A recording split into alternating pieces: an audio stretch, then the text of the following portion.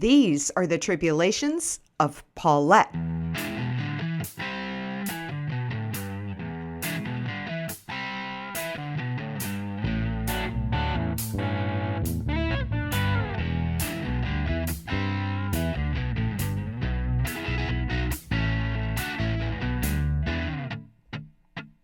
So here's the scene.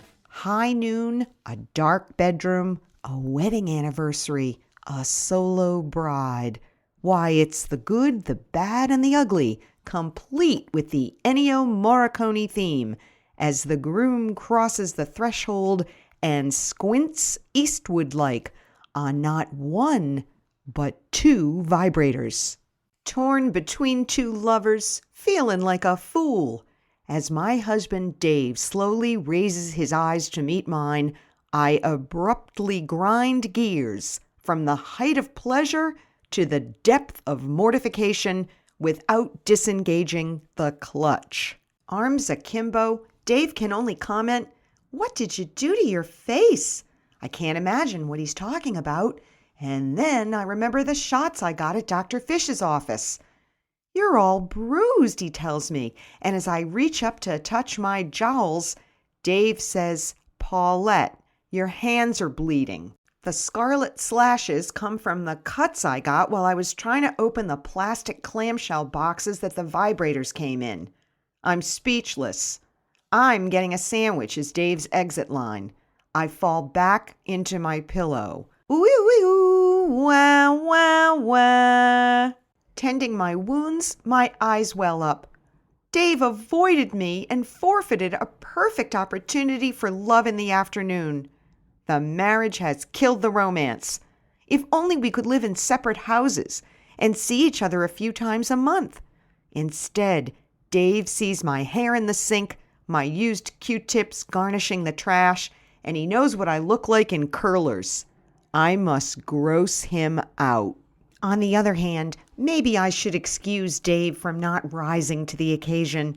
He works really hard for our family, and maybe he feels bad about my having to rely on Taiwanese self-pleasure technology.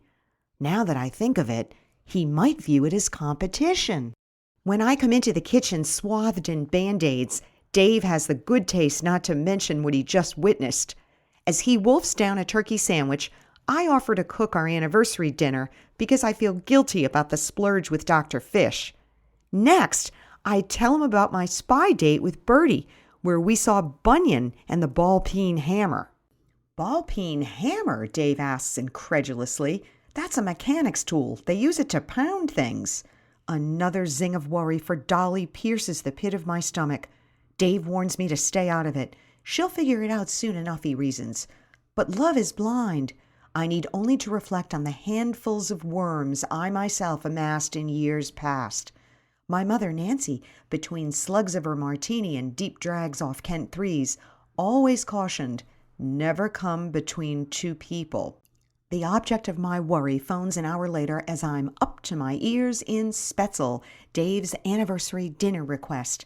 "We're coming for a drive-by," Dolly says, and I know that "we" means he, too. Moments later, Dolly rolls up to my back stoop. She doesn't need the wine I poured for her because she already has a drink between her knees, an actual cocktail in a 16-ounce plastic cup with her country club crest on it. As I lower myself on the back step to get level with the car window, Dolly expresses concern about my black and blue face. Explaining that I've been to Dr. Fish, I hear a cackle from the passenger seat. "Yeah, we all need some beauty help every now and then." I look beyond Dolly to view an all-new, almost unrecognizable Bunyan, clad in a houndstooth jacket and eye-bob readers.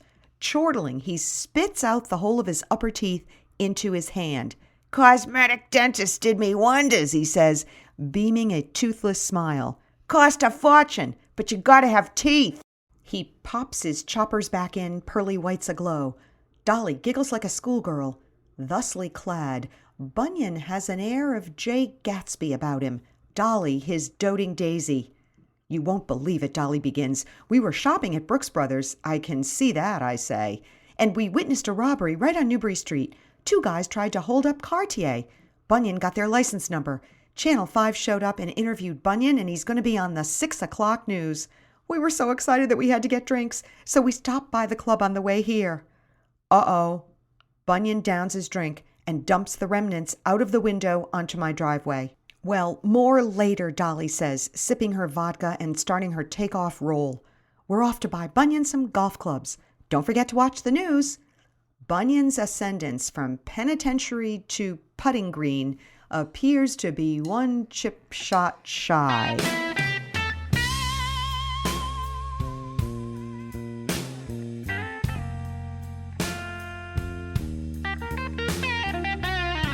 Distraught, I return to my kitchen in the Spetzel and do the most sensible thing I've done all day. I call Brian for a liquor delivery. I manage to sip 2 full wine glasses while Brian hears the whole Bunyan saga, kids running in and out at intervals. The clock strikes 6. Brian switches on the kitchen TV for me, and the broadcast opens with the attempted armed robbery. Moments later, Bunyan is interviewed as an eyewitness. He's laden with Brooks Brothers bags and clearly enjoys his 15 minutes of fame. I pretty much caught them red-handed, he says. Getting the license number was easy. Easy if you possess an historic familiarity with license plates.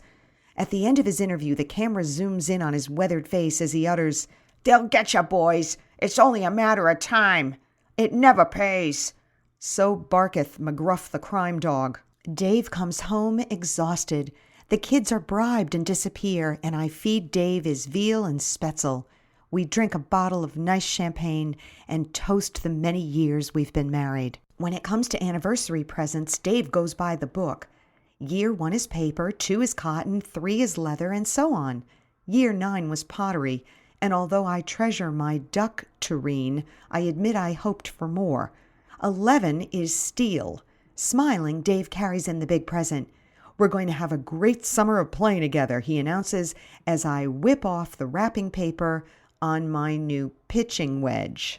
Through my smile, I shudder slightly at my karmic connection with the old sport Bunyan. Ooh-wee-wee-oo, wah, wah, wah. Dave heads off to bed. I do the dishes, and as I go to charge my cell phone, I notice several voicemails from Ted, my high school boyfriend.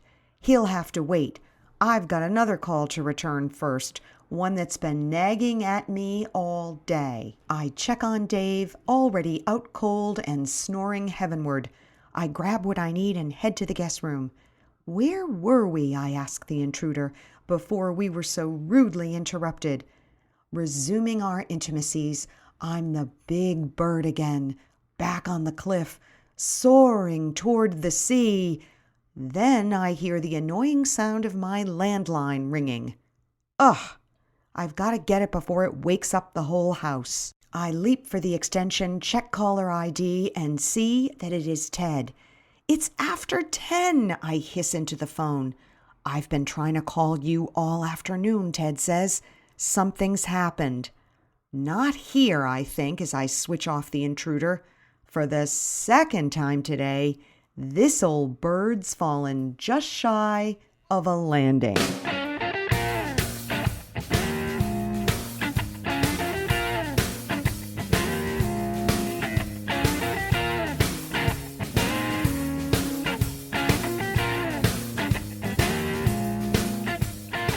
You're listening to the very cool sounds of Mr. Eric Fontana.